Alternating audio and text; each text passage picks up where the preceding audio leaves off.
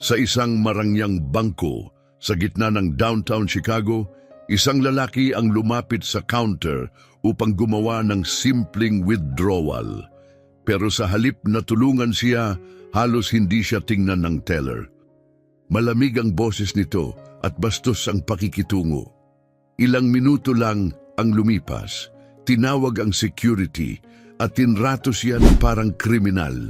Hinila palabas habang ang mga puting customer ay malayang lumalabas na may libu-libong dolyar sa kamay. Walang tanong-tanong. Ang hindi alam ng mga staff ay nagkamali sila ng malaki. Ang lalaking pinalayas nila, hindi siya kung sino ang iniisip nila. At kapag nalaman nila ang totoo, malalaman nilang hindi sila ang tunay na may kapangyarihan sa gusaling iyon. Pumasok si Manuel Bennett sa Bennett Financial Branch eksaktong alas 9 ng umaga. Maayos na bumukas ang salaming pinto na nagpapasok ng malamig na hangin ng umaga sa likod niya. Ang maliwanag na sikat ng araw ay tumatagos sa matataas na bintana ng maluwag na lobby na nagbibigay ng mainit na liwanag sa makintab na sahig. Abala na ang bangko sa tahimik nitong ritmo. Mga empleyado na abalang naglalakad suot ang kanilang malulutong na suite, mga kliyente na nakapila ng maayos, at ang malumanay na tunog ng kampanilya ay paulit-ulit na tumutunog. Lahat ay maayos, tulad ng lagi niyang naiisip nang itinayo niya ang lugar na ito mula sa wala. Pero ngayon, hindi bilang CEO pumasok si Manuel. Walang press event, walang malaking pulong sa negosyo. Isa lang itong personal na gawain, mag-withdraw ng 15,000 dolyar mula sa sarili niyang account. Isang bagay na dapat ay simple at walang abala. Hindi siya nakabihis para mapansin, walang mamahaling suit o relo. Isang malinis na light blue na polo, khaki na pantalon at malilinis na sneakers lang ang suot niya. Halos hindi siya mapapansin sa loob ng crowd, mukhang karaniwang customer lang. Habang lumalapit siya sa loob, napansin niya ang isang lalaki na nasa counter na puti, nasa gitna ng edad, nakasuot ng dark gray na blazer.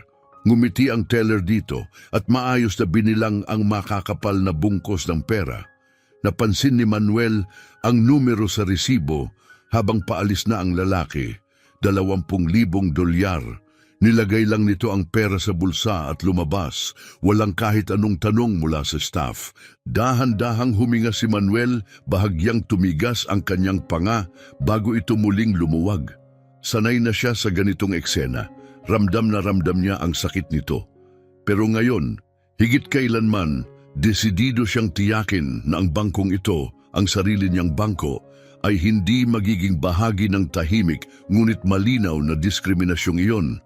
Panatag ang ekspresyon, lumapit si Manuel sa teller counters. Maikli ang pila at hindi nagtagal ay kaharap na niya ang isang babaeng blonde na naka-navy blazer. Ang nakasulat sa nameplate, Amy Sanchez. Hindi siya ngumiti, halos hindi siya pinansin bago iniabot ang clipboard. Punan mo to, malamig at parang robot ang tono ng boses. Walang pagbati, walang galang. Tiningnan siya ni Manuel ng saglit saka tiningnan ang clipboard, karaniwang withdrawal form lang. Wala siyang problema sa pagpuno nito, patakaran ay patakaran, pero may kakaiba sa ugali ng teller. Hindi niya ito ipinakita, maayos niyang kinuha ang pan mula sa bulsa at pinuno ang form, saka inabot ito pabalik kasama ang kanyang driver's license. Kinuha ni Amy ang form pero hindi man lang tiningnan ang ID. Sinilip lang niya ang halagang nakasulat at agad isinoli ang papel pabalik. Hindi namin pwedeng iproseso to, madiing sabi niya habang nakakrus ang mga braso. Napalitan ng pagtataka ang mukha ni Manuel, hawak pa rin ang papel. Pasensya na, ano yon? Hindi natinag si Amy, hindi kami nagpapalabas ng ganitong kalaking halaga ng cash. Kumunot ang noo ni Manuel. May nakita lang akong lalaking lumabas na may 20,000 dolyar na cash, sabi niya, sabay turo sa pinto. Wala man lang kayong tinanong sa kanya. Lalong tumigas ang labi ni Amy. Iba yon! Bahagyang yumuko si Manuel, mahinahon pa rin ang tono. Paanong iba? Sa unang pagkakataon, umiwas ng tingin si Amy, hindi dahil nahihiya, kundi dahil naiirita. Sa halip na sumagot, tumingin siya sa bandang likuran ng bangko, sa isang opisina na may salaming pader. Nandoon si Jennifer Sanders, ang branch manager. Nakakunot ang noo at nakatawid ang mga braso habang masinsinang pinapanood ang eksena. At doon na nahulaan ni Manuel. Sinundan niya ang tingin ni Amy papunta kay Jennifer. Babae ito na nasa mid-apat na po, nakasuoting ayos na ayos, may matalim at desididong tingin. Isang tipong mabilis humusga bago marinig ang buong kwento. Nagkatinginan sila ni Manuel ng ilang segundo. Tumango ng bahagya si Jennifer, halos hindi halata. At sapat na yon para kay Amy. Tumindig siyang parang biglang lumakas ang loob. Nang muling tingnan si Manuel, malamig na ang mga mata niya. Umirap ng mabilis, tila bang naiistorbo na siya sa usapan. Sabi ko na sa'yo, sabay turo sa form sa pagitan nila, hindi pwede ang withdrawal na to. Dahan-dahang huminga si Manuel, kalmado at kontrolado, at tinatanong ko kung bakit hindi. Hindi agad sumagot si Amy, tumapik muna siya ng mga kuko sa counter. Pinatagal pa ang katahimikan, pagkatapos bumuntong hininga at bahagyang tumagilid ang ulo. Kasi hindi normal, aniya matamis ang boses, pero halatang peke. Ganitong kalaking withdrawal ng cash, nagiging kahina-hinala. Pinabayaan ni Manuel na umalingaw-ngaw ang salitang iyon, kahina-hinala. Ramdam ni Manuel sa dibdib niya, sa mismong mga buto niya. Yung pamilyar na bigat na nararamdaman niya tuwing gumagamit ang mga kagaya ni Amy ng magagalang, propesyonal na salita para takpan ang mas malalim at mas mapanirang intensyon. Hindi na ito bago sa kanya. Buong buhay niyang pinag-aralan kung paano mag-navigate sa mga patagong patakaran, mga patakarang tahimik na nagtatakda kung sino ang agad na pinagtitiwalaan at sino ang kailangang patunayan muna kung may karapatang nandoon. Hindi ka naman mukhang nag-alala nung siya ang humiling ng parehong bagay, sabi ni Manuel ng mahinahon, kalmado at kontrolado ang tono. Hindi na niya kailangang tukuyin kung sino ang tinutukoy niya. Alam nilang pareho. Kaya Amy, ano nga ba talaga ang pinagkaiba? Sa isang saglit, may kumurap sa mata ni Amy, pag-aatubili marahil, pero agad ding nawala. Umiling siya at sumagot, "Sir, hindi po ako ang gumagawa ng mga patakaran." Mahinang tumawa si Manuel, walang bahid ng saya.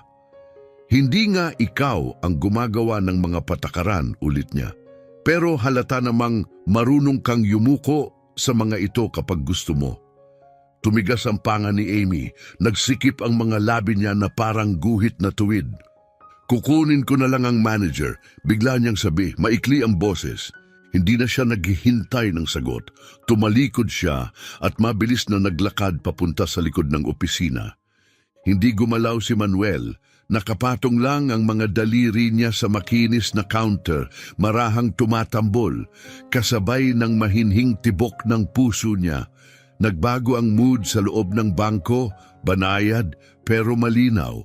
Parang biglang lumapot ang hangin, may tensyong gumagapang sa paligid na parabang mismong silid ay may pakiramdam na may hindi tama. Ramdam niyang may mga matang nakatingin sa kanya, mga teller na patagong sumisilip, mga customer na bahagyang nag-aalangan. Alam ng lahat na may nangyayari pero walang gustong makialam. Ilang talampakan lang ang layo. May isang babaeng puti na tila nasa early 50s. Palihim siyang tinitingnan. Ang pagkamausisa ay halos hindi maitago. Lisa Parker ang nakasulat sa name tag na nakakabit sa kanyang handbag.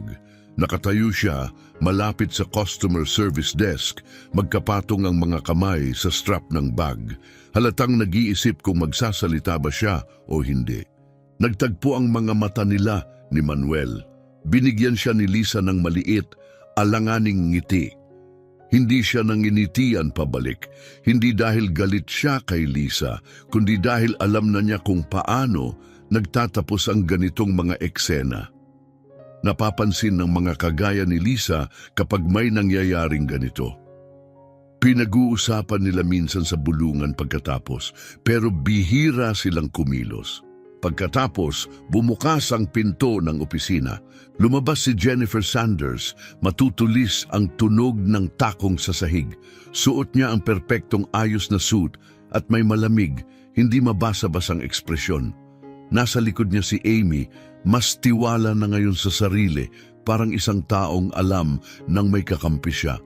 Lumapit si Jennifer sa counter, inayos ang blazer niya na parang sanay na sanay. Pinagmasdan niya si Manuel. "Magandang umaga, sir," sabi niya kalmado at professional ang boses. Ang klasing tono para sa mga tinatawag nilang mahihirap kausap. "Naiintindihan ko na humihiling kayo ng malaking halaga ng cash withdrawal." Matatag ang titig ni Manuel. "Tama." Binigyan siya ni Jennifer ng tipid ng ngiti, yung klasing peke at para lang sa anyo. Sa kasamaang palad, may mga safety procedure kami para sa ganitong kalalaking transaksyon. Bahagyang tumagilid ang ulo ni Manuel, hindi impresyonado. "Safety procedures?" "Oo," tuloy ni Jennifer, pino pa rin ang boses. "Para sa proteksyon ng aming mga empleyado at kliyente, kailangan naming mag-ingat sa paglabas ng malaking halaga ng salapi." Nagtawid ng braso si Manuel, bahagyang binago ang tindig. "At anong ibig sabihin yan pagdating sa transaksyon ko?" Binigyan siya ni Jennifer ng tinging kunwari ay maunawain pero halatang may pagmamataas. "Ibig sabihin lang, kailangan naming i-verify ang ilang detalye bago kami makapagpatuloy." Dahan-dahang huminga si Manuel sa ilong. "Ibig mong sabihin, mga detalye ko, kasi hindi ko naman nakita na nag-verify kayo ng kahit ano nung yung isang customer ay nag-withdraw ng mas malaking halaga pa sa hinihingi ko." Hindi gumalaw ang ngiti ni Jennifer, pero napansin ni Manuel ang pagbigat ng pangga niya, halatang hindi sanay na kinu-question siya. "Hindi ako pwedeng magkomento sa transaksyon ng ibang kliyente," medyo tumalim na ang tono. "Pero sa kasong ito, kailangan ko munang malaman kung saan galing ang pondo at kung magkano ang huling deposit ninyo." Ramdam ni Manuel na nauubos na ang pasensya niya. "Nasa harap mo na ang account number ko. Tignan mo." Lalong lumamig ang ekspresyon ni Jennifer. "Mr. Bennett, kailangan ko po ang inyong pakikipagtulungan." Tumawa si Manuel, maikli, matalas, puno ng pagkadismaya. "Pakikipagtulungan, ibinibigay ko na lahat ng kailangan ninyo. Nasa inyo na ang ID ko, ang form, ang impormasyon ng account ko. At kahit kumpleto na, pilit nyo pa ring naghahanap ng dahilan para tumanggi. Hindi yan pagsunod sa protocol. Profiling na yan." Parang may pumutok na tahimik sa ere sa salitang iyon. Agad niyang nakita ang pangingiti sa mata ni Jennifer, ang biglang pagkatayo ni Amy sa likod niya at ang buong bangko na tila biglang napahinto sa paghinga, nag-aabang. Bumukas ang bibig ni Jennifer para magsalita, pero napahinto rin siya, tila nag-iingat sa pipiliing susunod na salita. Hindi inalis ni Jennifer ang tingin kay Manuel nang itaas niya ang kamay at magbigay ng maliit pero matalim na senyas sa kabila ng silid. May kumilos. Tumayo si Ricardo Reynolds, ang guwardiya ng bangko, mula sa pagkakasandal sa may pintuan. Isa siyang puting lalaki, nasa kalagitnaang edad 30, matangkad at malapad ang balikat. Mabilis ang tingin niya mula kay Jennifer papunta kay Manuel. Hindi siya nag-alinlangan. Agad siyang naglakad papunta sa counter. Hindi na tinag si Manuel habang papalapit si Ricardo. Ang tunog ng kanyang bota ay kumakalabog sa sahig na tila tumatama sa bawat sulok ng bangko. May dalang tahimik na autoridad si Ricardo. Yung klase ng presensyang hindi na kailangang magsalita, kita sa kilos na sanay siya na sinusunod, na hindi kailanman kinukwestiyon ang lugar niya roon. Walang ekspresyon ang mukha niya, pero ang katawan niya ay nagsasalita. Mga balikat na nakatuwid, Mga braso na maluwag pero handa. Mabagal ang galaw niya, sinasadya, parang inaasahan na niya ang gulo kahit wala naman. Hindi lumingon si Jennifer, hindi na niya kailangan, sapat na ang senyas niya. Nakatutok pa rin siya kay Manuel, naghihintay, nagmamatyag. Inaasahan niyang aatras si Manuel. Gaya ng lahat ng nauna, huminga ng mabagal at pantay si Manuel, pinanatiling kalmado ang itsura. Pero sa loob niya, unti-unting umaakyat ang init. Ilang beses na niyang naranasan ang ganitong kwento, isang lalaking itinuturing na banta. Kahit wala siyang ginagawa, kundi ang umiral sa isang lugar na dapat ay ligtas siya. Muling nagsalita si Jennifer, kalmado pa rin at kontrolado ang boses. Parang tumutulong, hindi parang tumatawag ng security para paalisin ng isang customer. Hihilingin ko ulit, sabi niya, maaari mo bang i-verify kung saan galing ang pondong ito? Tumigas ang panga ni Manuel. Galing sa trabaho ko, sagot niya matatag ang boses, tulad ng lahat ng iba kong deposito sa account na to. Bahagyang tumagilid ang ulo ni Jennifer at tumingin kay Amy na nanatiling nakatayo sa likod ng counter, mga braso ay mariing nakatiklop. At maari mo bang sabihin kung magkano ang huli mong deposito? Tanong niya. Tiningnan siya ni Manuel, ramdam ang bigat ng sandali. Nagbago na ang takbo ng buong silid. Kunyari walang nanonood, pero alam niyang lahat ay nakikinig. Iniiwas ng mga teller ang mga tingin nila. Ang mga customer tahimik, biglang abala sa kung anumang bagay sa harapan nila. Si Lisa Parker, ang babaeng puti na nasa may customer service desk pa rin, mas lalong humigpit ang hawak sa strap ng bag. Halatang balisa, kita sa kilos ng mga kamay niya, sa bahagyang pagbuka ng labi niya na tila may sasabihin, pero hindi, pinili niyang manahimik. Hindi niya problema, dinampian ni Manuel ang mukha niya ng kamay at dahan-dahang bumuntong hininga. Nasa harap niyo na ang account number ko, sabi niya, pinananatiling mahinahon ang tono. Pwede niyo na lang itong tingnan. Hindi gumalaw si Jennifer. Hindi ganyan ang proseso dito. Tumawa si Manuel, tuyot at walang gana. Nakakatawa, anya. Dahil matagal na akong may account dito at hindi pa ito nangyari kahit kailan. Walang tanong, walang abala, walang problema. Bahagyang lumapit siya sa counter. Mas malinaw na ngayon ang boses niya, mas matatag, mas matalim. Kaya sabihin mo sa akin, Jennifer, ano ba talaga ang meron sa akin na bigla na lang naging kahina-hinala ako sa paningin niyo? Nanahimik ang buong silid, makapal ang katahimikan, mabigat.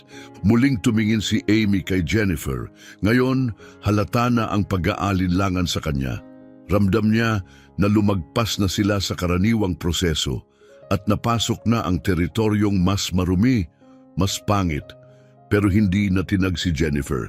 Sa katunayan, ang bahagyang ngiti sa labi niya ay tila nagsasabing siya pa rin ang may kontrol, na ang sandaling ito, ang tahimik na kapangyarihang ito, ang eksaktong gusto niya. Bahagyang dumaan ang mata niya sa likod ni Manuel. Isang sulyap na nagsabi ng lahat ng hindi niya binigkas. Huminto si Ricardo Reynolds sa tabi ni Manuel. Sapat na lapit para maramdaman ni Manuel ang bigat ng presensya nito. Isang tahimik na banta, isang buhay na pader. Kailangan ko po kayong pakiusapang umalis, sabi ni Ricardo. Walang emosyon ang boses, halos may pagkainip. Parang si Manuel ay maliit na abalang kailangang ayusin. Parang hindi siya matagal ng customer ng bangko. Parang hindi siya ang mismong tagapagtatag nito. Dahan-dahang humarap si Manuel kay Ricardo. Tinitigan niya ito sa mata. Naghahanap ng kahit ano, pagdadalawang isip, pagkilala, kaunting pag-unawa. Wala, pero alam ni Manuel, hindi kay Ricardo nang galing ang desisyong ito. Galing ito kay Jennifer, kay Amy, sa kanilang lahat. Napagdesisyunan na nila sa sandaling pumasok siya sa bangkong ito. Para sa kanila, hindi siya kabilang. Hindi siya karapat-dapat sa tiwala o respeto na ibinigay nila sa lalaking puti bago siya. Ang tanging pinagkaiba, ang kulay ng kanyang balat. Ayun na yun! Totoo ngang pinalalabas na nila siya. Huminga ng malalim si Manuel, mahaba at pantay. Pagkatapos ay dahan-dahang ibinuga ito, kasabay ng pag-ubos ng natitirang pasensya sa katawan niya. Matagal na siyang naglalaro sa sistemang ito. Kabisa niya ang bawat patakaran, bawat galaw. At ngayong araw tapos na siya. Mabagal at sinasadya ang kilos niya nang ipasok niya ang kamay sa bulsa. Kinuha niya ang telepono, isang tap lang, at nabuksan na ang screen, bahagyang tinaas at pinindot ang record. Tumanggi kayong iproseso ang withdrawal ko, sabi niya, kalmado pero sapat ang lakas ng boses para marinig ng lahat. Kahit na ibinigay ko na ang ID ko, ang account number ko at ilang minuto lang ang nakalipas ay nagbigay kayo ng mas malaking halaga sa isang puting customer. Napakislot si Amy, tumigas ang panga ni Jennifer.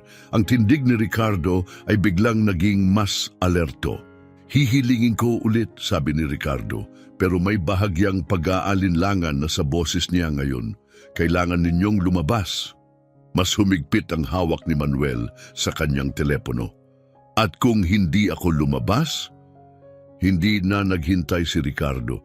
Inabot niya ang braso ni Manuel, mahigpit ang hawak, sapat para ipakitang hindi na ito pakiusap. Bago pa makagalaw si Manuel, hinila na siya.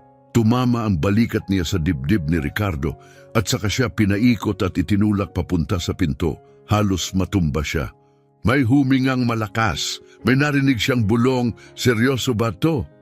Pero walang gumalaw. Halos madulas si Manuel sa susunod na tulak, mas malakas ngayon na nagtulak sa kanya sa salaming pinto. Umakyat ang sakit sa kanyang likod pero hindi niya ipinakita. Hindi niya bibigyan ng kasiyahan ang mga ito. Bumukas ang pinto mula sa lakas ng pagtulak at sa isang iglap nasa labas na siya. Tinamaan siya ng malamig na hangin na parang sampal sa mukha. Sa likod niya, si Ricardo ay nakatayo pa rin sa pintuan. Nakakrus ang mga braso, walang emosyon sa mukha, na parang walang halaga ang lahat ng nangyari.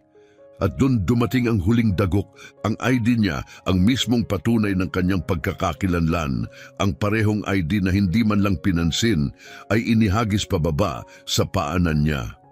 Tumama ito sa semento na may malamig, hungkag na kalampag. May kumislot sa dibdib ni Manuel, isang init, hilaw at matalim. Isang galit na pilit niyang pinipigilang sumabog. Bago pa niya mapulot ang ID, may lumapit. Si Roberto Brooks, ang pangalawang gwardya. Lalaki, nasa katapat na 30. May dalang pagod na hindi galing sa trabaho. Lumuhod si Roberto, maingat na pinulot ang ID gamit ang dahan-dahang kilos, pinunasan ito, saka inabot kay Manuel na may tahimik na dignidad. Lagi silang ganito rito, mahinang sabi ni Roberto, sapat lang para siya lang ang makarinig. Kinuha ni Manuel ang card, bahagyang nagtagpo ang mga daliri nila. Tumayo si Roberto umiling. Wala namang halaga kung nakatapos ka ng kolehiyo. Kung may titulo ka, kahit sundin mo ang lahat ng patakaran, sabi niya, mabigat ang boses sa taon ng karanasan. Ayaw pa rin nila sa atin sa ganitong mga lugar. Hindi sa likod ng desk, hindi sa mga posisyon ng kapangyarihan. Nandito tayo para magwalis, magbantay ng pinto, para magmukhang inclusive sila. Tumingin siya kay Ricardo, ang mukha ay halatang may halong pagkadismaya at tahimik na galit. Pero lahat ng to, bahagyang lumapit si Roberto, hindi na bago. Tinitigan siya ni Manuel ng matagal. Malakas pa rin ang tibok ng puso niya. Umaapaw pa rin ang adrenaline. Tapos tahimik niyang kinuha muli ang telepono. Pero ngayon, hindi na siya nagre-record. Tumatawag na siya. Isang ring, dalawa. Pablo Sanchez, sagot ng matalas na boses sa kabilang linya. Mababa at matatag ang boses ni Manuel. Kailangan kita sa Chicago branch. Ngayon na. Sandaling katahimikan, tapos isang mabilis na hininga mula sa kabilang linya. Darating ako sa loob ng 15 minuto. Binaba ni Manuel ang tawag at ibinalik ang telepono sa bulsa. Hinigpitan niya ang hawak sa ID. Ang matutulis na gilid ng plastik ay tumatama sa palad niya. Isang paalala, isang tali, isang paraan para pigilan ang apoy na naglalagablab sa ilalim ng balat niya. Tumingin siya kay Roberto na naroon pa rin sa tabi niya, nakatayo ng tahimik. Ang mga mata ay palipat-lipat sa pagitan niya at ng salaming pintuan kung saan nakatayo pa rin si Ricardo na parang bantay. Napatawa si Roberto, tuyot ang tono.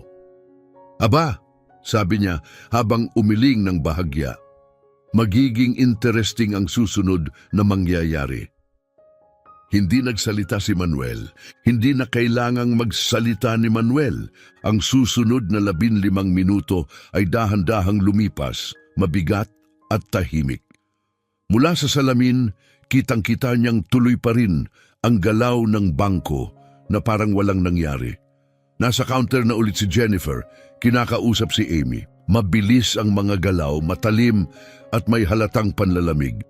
Nakatayo pa rin si Ricardo sa may pintuan, nakakrus ang mga braso, paminsan-minsang sumusulyap kay Manuel, pero hindi tumatagal ang tingin ng higit sa 1 segundo. Wala na si Lisa Parker. Hindi na nakakagulat. Malamang napagpasyahan niyang mas madaling lumakad palayo kaysa manatili at harapin ang isang hindi komportableng katotohanan, gaya ng nakasanayan, at sa wakas, isang makinis na itim na kotse ang huminto sa harap ng bangko. Hindi pa man tuluyang humihinto ang makina, bumukas na agad ang pintuan sa likod at bumaba si Pablo Sanchez. Hindi na kailangang ipakilala ni Pablo ang sarili para mapansin. Puti, nasa early 50. May buhok na asin at paminta, perpektong suit, mga matang hindi nakakaligta ng kahit ano. Kung ang autoridad ni Jennifer ay isang palabas, ang kay Pablo ay tunay, pinaghirapan, hindi basta inaangkin. Wala siyang sinayang na sandali. Pagkakita pa lang niya kay Manuel, tumigas ang panga niya. Walang alinlangan, dumiretso siya papasok ng bangko. Biglang umayos ang tindig ni Ricardo habang papalapit si Pablo, kita ang pagkagulat at pagdadalawang isip sa mukha. Alam niyang kilala niya ang lalaking ito. At sa sandaling iyon, alam niya hindi lang basta customer ang kaharap nila, pero hindi siya pinansin ni Pablo. Dumaan lang ito diretsyo. Pagbukas ng pinto, biglang nagiba ang pakiramdam sa loob ng bangko. Parang humiwang kutsilyo ang presensya ni Pablo sa ere. Sumunod si Manuel, kalmado sa panlabas, pero naglalagablab pa rin ang apoy sa dibdib. Nag-alinlangan si Roberto, pero sumunod din sa kanila. Pagkakita pa lang ni Jennifer kay Pablo, nagbago agad ang ekspresyon niya. Una, pagkagulat, tapos pagkakilala. Mabilis siyang tumindig ng tuwid, inayos ang blazer, pilit na pinapanatili ang anyong profesional. Si Amy sa likuran ay halatang nanigas. "Mr. Sanchez," sabi ni Jennifer, pilit ginagawang kalmado ang boses. Hindi ko inaasahan na... Hindi siya pinatapos ni Pablo. "Hindi nga," malamig na sagot niya, "dahil kung inaasahan mo, hindi sana nangyari to."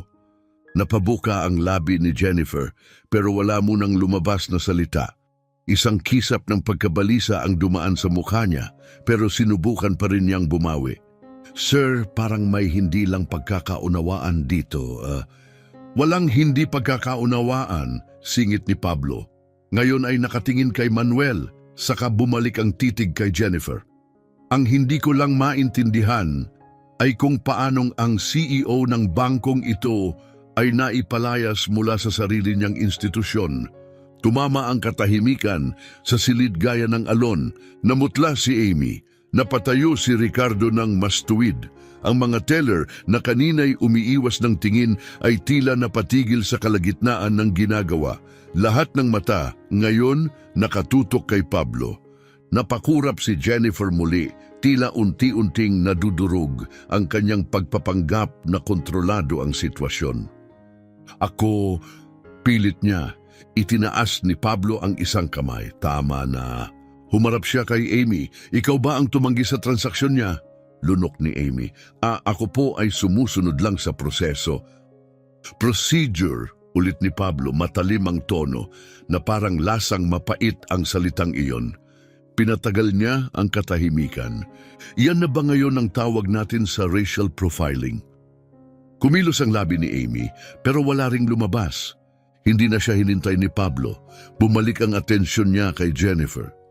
Kaya sabihin mo sa akin, sabi niya, mabagal at malinaw, tiningnan mo ba man lang ang account niya bago mo desisyunang hindi siya karapat-dapat sa sarili niyang pera? Mabilis ang hinga ni Jennifer. Sa wakas, nagsisimula ng mabasag ang profesional niyang maskara. Sir, ako, yes or no? Mababa ang boses ni Pablo. Pero parang kutsilyong pumuputol ng katahimikan. Nag-alinlangan si Jennifer, isang saglit lang. Pero sapat na ang saglit na iyon, dahan-dahang huminga si Pablo, tapos tumingin sa paligid, kay Amy, kay Ricardo, sa mga tahimik na empleyado na piniling walang gawin. Pinabayaan niyang bumigat ang katahimikan sa silid. Pagkatapos ay nagsalita siya, tapos na kayo rito. Napako si Jennifer, Sir Dash Dash. Epektibo agad, sabi ni Pablo. Pinutol ang sasabihin ni Jennifer nang hindi man lang pinansin ang pagtutol nito. At kung malaman kong may ganitong pag-uugali na nangyari rin sa ibang kliyente, tumitig siya kay Ricardo. O kung may sino man sa ilalim ng pamumuno ko ang nag-iisip na pwede nilang gamitin ang kapangyarihan nila para itulak ang personal na pagkiling. Hindi na niya kailangang tapusin ang pangungusap. Naramdaman ng lahat ang bigat ng kahulugan. Hindi lang trabaho ang mawawala sa inyo, aniya. Mananagot kayo sa korte. Umiwas ng tingin si Ricardo. Namula ang pisngi ni Jennifer at tuluyan nang nawala ang kumpiyansa niyang kanina'y suot na suot.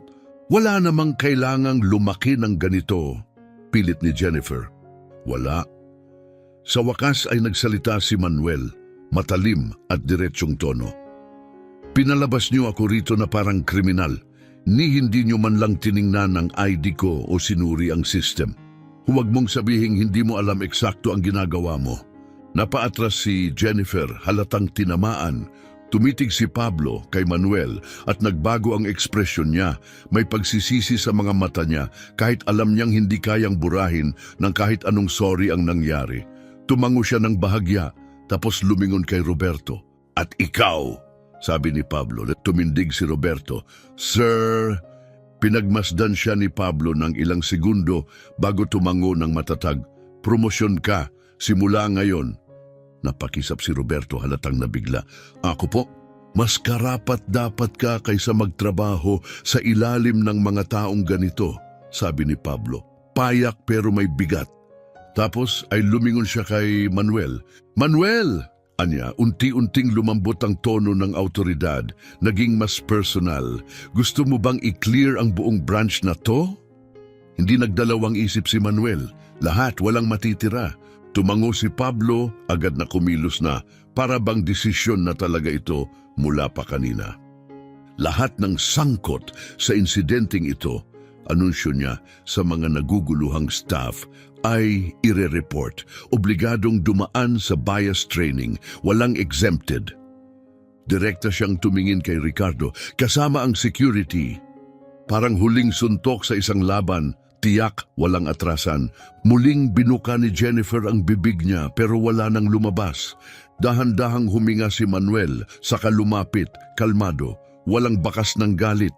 Kinuha ang kanyang tamang lugar sa harap ng counter. Mabilis na tumabi si Amy, tinuro ni Pablo ang terminal. Iproseso mo ang withdrawal. Wala nang tumutol. Maingat na binilang ang mga bungkos ng pera, inayos ng maayos sa harap ni Manuel. Wala nang tanong, wala nang pag-aatubili. Pera niya ito, hindi dapat kinukwestiyon, hindi dapat pinagdududahan, hindi kailangang patunayan pa ulit basta kanya. Tinipon ni Manuel ang pera tapos tumingin kay Roberto na parang nananatiling nasa ulap, nakatigil pa rin, di makapaniwala sa lahat ng nangyari. Walang sinasabi, iniabot ni Manuel ang isa sa mga bungkos ng pera sa kanya. Napatingin si Roberto. Sir? Nagtagpo ang mga mata nila. Magpahinga ka na ngayong araw? Nag-alinlangan si Roberto tapos dahan-dahang inabot ang pera. Dahan-dahang isinara ang kamay na parang hindi sigurado kung totoo ang lahat. Humarap muli si Manuel kay Jennifer. Nagtagpo ang mga mata nila sa huling pagkakataon. Sana tiningnan mo ang ID ko.